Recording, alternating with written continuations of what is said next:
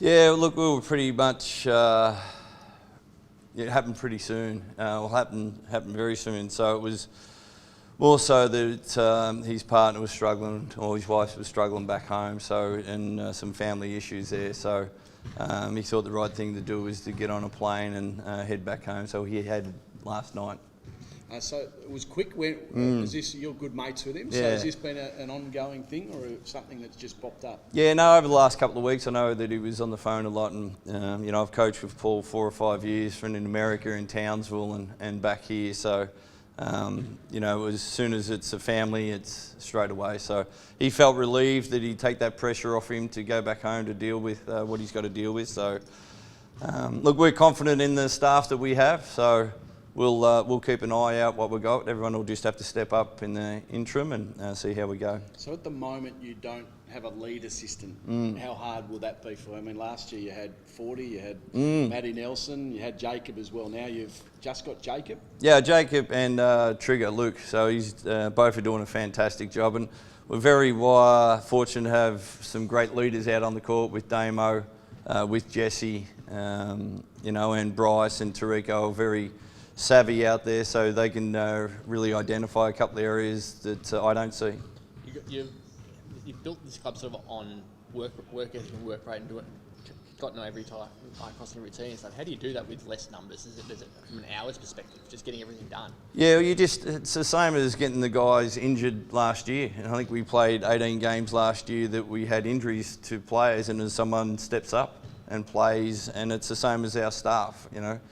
We'll get called on now and see if we can step up to that, and hopefully we can do a good job. But I got full confidence that our assistant coaches and video guys are doing an excellent job so far, and they're on top of stuff. You make calls at all to see if there's anyone out there? You had a truckload of inquiries and applications. Yeah, I went back through the list last night, so there's a lot of guys got jobs now.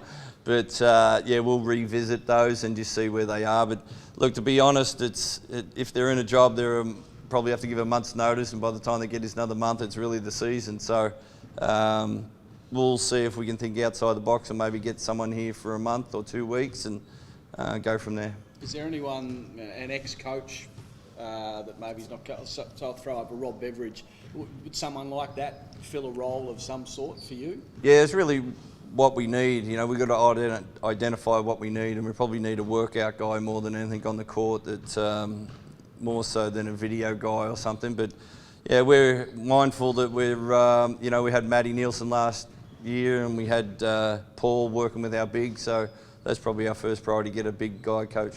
So yeah, someone who can advise you or just be a sounding board for you is probably the most important thing right now. Yeah, well, the most important thing is with the players. That's my key focus.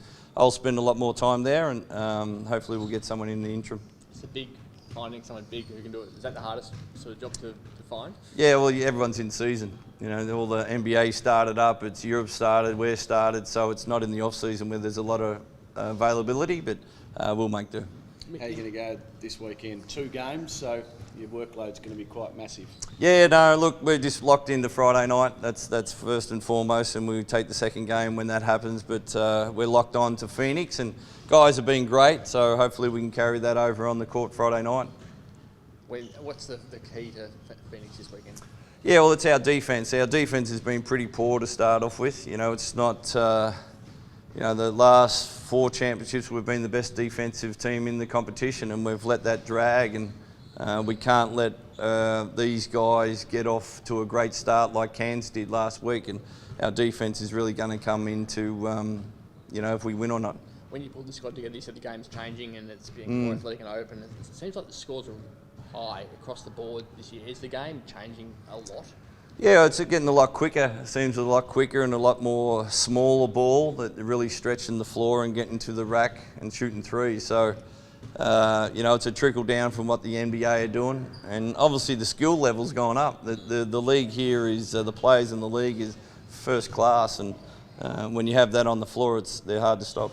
Mitch Creek's been in bully mode in his first couple of games. Have you got the right matchup for him? Are you confident maybe Tariko can slow him down at least?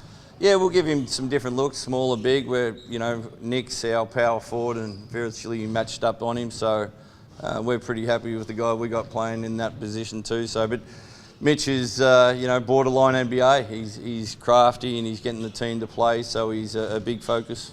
So he's been playing more the 4, has he, Mitch? You've noticed in recent times? Yeah, especially with Wesley out, he slide over to the 4 and, playing a little bit of power point or point power or whatever they point forward or whatever they call it these days. You've had 50 more shots than your opposition so far this season. Your accuracy down, obviously. What's the cause? That is it the pressure that you're on? Or are they just missing? Well, I've had to talk to the RAC arena and told them to take the Glad wrap off the ring from last week. But that's great that we're getting more shots. We just got to get them in, don't we? So we might have to do some more shooting in practice. Have you gone back and had a look at? Are they difficult? Are they just missing easy shots, or is it the pressure that they're being put under when they're shooting? When you look back on it. Well, I think we've played Melbourne 2 of those games, and they were the second best defensive team last year, so it's pretty good company out there. So and against Cairns, I think we had a number of easy shots. The ball just wouldn't drop, and the basketball gods weren't looking after us. But over the course of the season, hopefully that improves.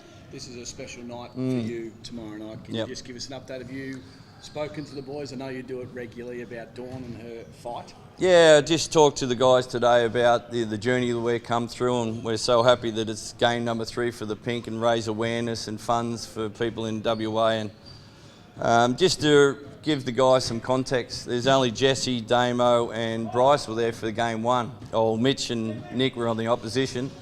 So it was only those 3 guys, and just to give the guys some context of what we're doing here, what's it mean to the community, and what it means to us to really come up with an idea, and Jack to say yes, put it on you can have a Pink game, and now getting its 3rd year, it's fantastic, and hopefully we can raise awareness. And have you spoken to Dawn about now I haven't got an assistant coach. I will not be around home at all. Yeah, well, she was here for the first one, so maybe I can get her back in. But no, she's taken a bit of a step back, and she's doing really well, and it's great for the community. I still get asked at the airport how's she doing. It's great that people care and ask. So she's doing well. Can you give an update just about how her entire situation? Yeah, well, I'm on camera. She's doing really well. If I'm off camera, she gets after me all the time, so I know she's feeling really well. You know that's on camera. So just on RAC Arena, is it still the fortress that it used to be for the Wildcats? Yeah, well, I hope so. I think we rolled off 10 or 11 wins in a row. I think that last game was really disappointing for us. It was we took shortcuts, and you're not going to win in this league no matter where you play shortcuts. So I was happy to see us respond on the Sunday on the road, but we owe 12,000 fans here a good performance from what we dished up last Friday night.